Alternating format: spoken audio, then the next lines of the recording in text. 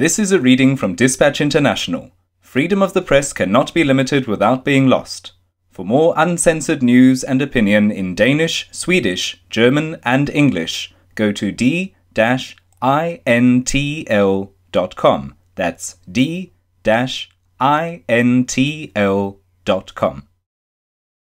Author Lars Hedegaard.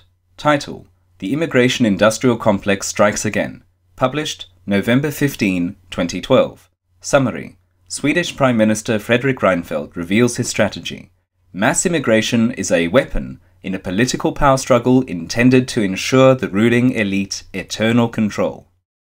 Sweden's Prime Minister Fredrik Reinfeldt from the right-of-centre party the Moderates has never concealed his loathing of the immigration-critical party the Sweden Democrats, SD, which managed to gain access to parliament after the last election, much to the regret of the country's power elite. At a November 6 meeting at Stockholm University, he clarified his criticism of Sweden's third-largest party. Provoked by the question why he had not confronted the SD, he answered that this is one of the hardest problems to solve. Once they have entered parliament, they are difficult to evict, he said. As reported by the Daily Metro, he continued, "Let us not imagine that we can overcome the Sweden Democrat phenomenon in an open debate.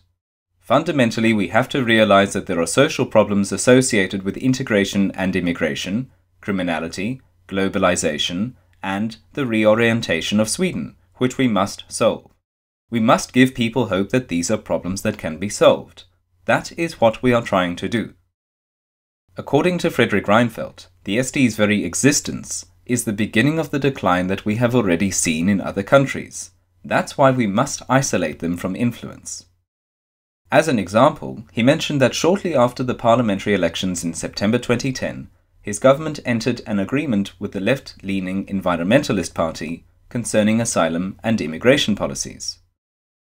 The effect of the SD was that we got a policy going in the opposite direction, Fredrik Reinfeldt told the students at Stockholm University. And the effect is indeed remarkable. As reported by Dispatch International on August 29, Sweden's Immigration Authority estimates an influx of 174,500 new immigrants over the next 2 years, on top of the 1 million that have entered tiny Sweden over the past decade. In other words, unless Swedes stop voting for the Sweden Democrats, the government will punish them with the policy going in the opposite direction, i.e. with more immigration. How does Fredrik Reinfeldt intend to give Swedes hope that the problems associated with integration and immigration, criminality, globalization and the reorientation of Sweden can be solved? On this he is rather vague. The government is, however, quite explicit when it comes to new initiatives aimed at suppressing those who think that the problems exist. In a press release dated November 9, 3 days after Fredrik Reinfeldt's reflections in Stockholm, Sweden's Labour Department announced new measures to ensure a more effective work against xenophobia. The announcement comes in the shape of a report SOU 2012:74 entitled Xenophobia Amongst Us. The greatest threat to exposed groups in today's Sweden, says the report, does not come from extremist groups, but from the everyday racism that many people are guilty of. As noted in the report, xenophobic parties are represented in a number of European parliaments and even in the Swedish one. The primary target of the negative messages issued by these parties and other xenophobic organizations is persons hailing from countries where Islam is the dominant religion. The xenophobes are primarily active in the new media, i.e. the internet.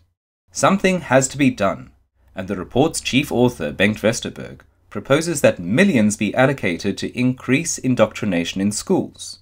Among other things, Sweden's school inspection should regularly report on xenophobia and other examples of intolerance among the children.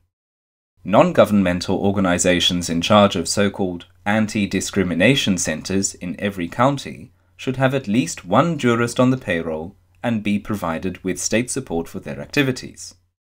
The state should also finance a so-called quick response facility charged with registering what the media report on people with a foreign background. The Research Council on Labour Market and Social Science, FAS, should be tasked with evaluating Swedish research on international migration and ethnic relations and ensure that local councils on crime prevention keep an eye on so-called hate crimes. The Reinfeldt government's openly stated intentions put the approximately 10% of the population who have told pollsters that they intend to vote for the Sweden Democrats in an awkward position. Through their taxes, they are forced to pay for a state that will do anything in its power to suppress their opinions and criminalize their worries over the Islamization of their homeland. Sweden washes its hands of them. They cannot count on the state's protection and are in effect no longer citizens of that state, but forced to yield to Sweden's new most favored population segment consisting of a growing number of immigrants from foreign lands and even more alien cultures.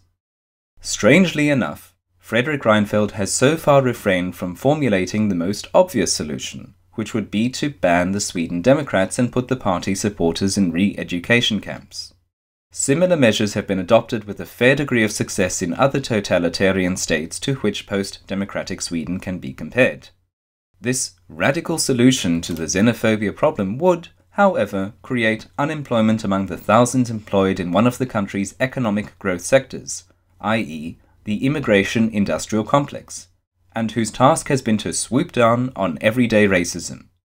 If Sweden's everyday racists are locked up in camps, deprived of the right to vote for the party of their choice and barred from access to the media, there will be no need for all these people to keep them in check. A few camp guards will suffice. Nor is the simple solution without its political risks. If the racists are removed from daily life, and immigrants continue to behave as badly as some of them have done so far, whom is one going to blame for the crimes and the failure of integration? Fredrik Reinfeldt deserves our gratitude for having shed light on an issue that has been debated among Islam critics for some time. Here is the conundrum.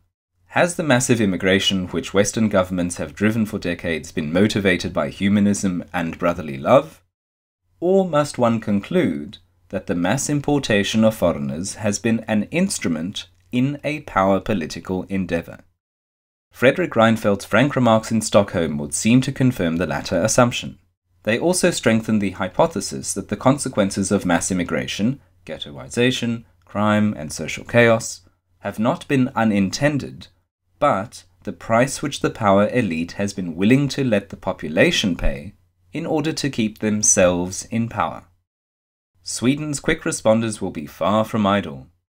Permit Dispatch International to call to their attention Prime Minister Fredrik Reinfeldt, who on November 6, 2012, stood up at Stockholm University and claimed that immigration was somehow associated with crime.